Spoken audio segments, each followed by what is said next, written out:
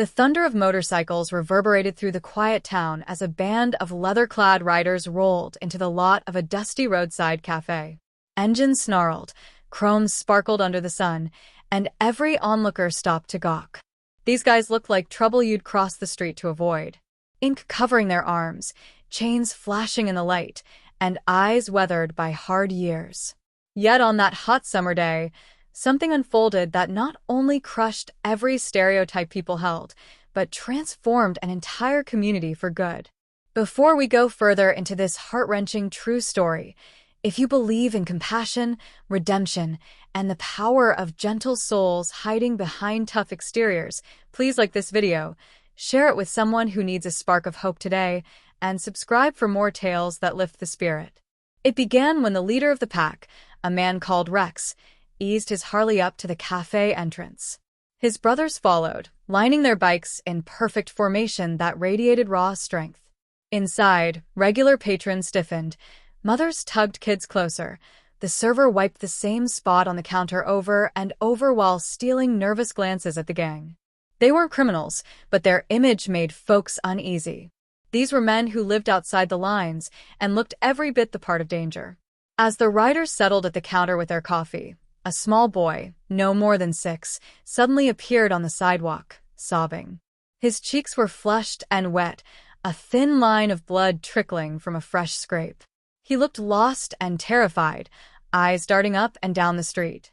Rex spotted him through the window, brow furrowing. Something about those tiny shaking hands and broken cries hit him hard. He pushed through the door, boots heavy on the concrete, and crouched down. "Hey, buddy, you all right?" he asked, his gravelly voice surprisingly soft.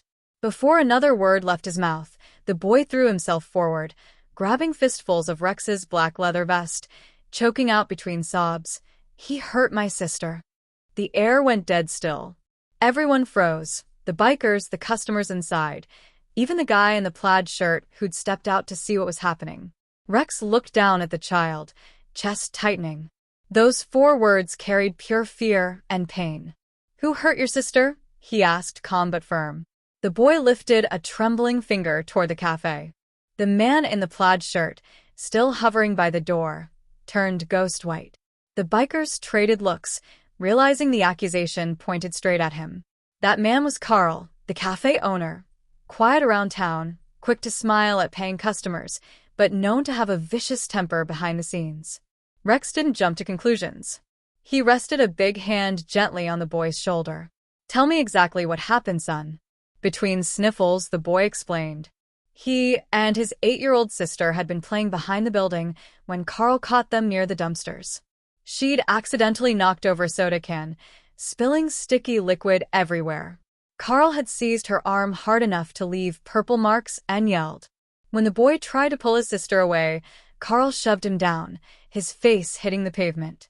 Rex rose slowly, jaw clenched. His crew gathered behind him, silent and stone-faced. Thesily. They'd seen enough cruelty in their lives to spot it instantly. Carl stammered. It wasn't like that. They were trespassing, but his voice cracked under Rex's ice-cold stare. Rex didn't raise a fist. Instead, he turned back to the boy. "Where's your sister right now?" The child pointed to the alley. Rex nodded. 2 of his men moved without a word. Minutes later they returned, one carrying a scared little girl whose arm bore fresh bruises exactly as described. Rex's eyes softened, but fury simmered beneath. He slipped off his patched leather vest, the one that struck fear in most people, and draped it gently over the girl's shoulders. "You're safe now, sweetheart. No one touches you again," he said. The growing crowd outside watched in stunned silence as this towering, tattooed man cradled the children with a tenderness no one expected. Carl muttered excuses, edging backward. Rex stepped forward until they were inches apart and spoke low enough that only Carl heard every word. "You ever put hands on a child again, the police will know. And so will we." No shouted threats. Just cold, unshakable certainty. Carl shook harder than if he'd been punched. Police arrived minutes later. Someone inside had dialed 911. Once officers saw the bruises and the terrified kids, the story wrote itself. Carl was pulled aside.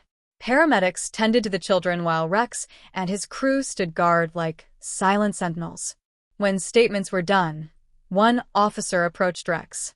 "People around here talk a lot of trash about your club," he said quietly. "After today, that talk's gonna change." Rex gave a small shrug. "We don't do it for praise. We just protect the ones who can't protect themselves." As sunset painted the sky orange, Rex and his brothers knelt in front of the kids. Rex handed the boy a small embroidered patch, the same symbol of loyalty every member wore. "You stood up for your sister today," he told him. "That makes you braver than most men I know." The boy, eyes still red, finally smiled.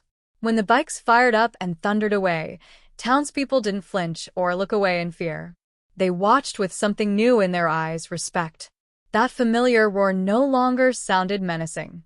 It sounded like justice. Days later, the story spread like wildfire. The cafe closed for good. The children went to live with a loving aunt.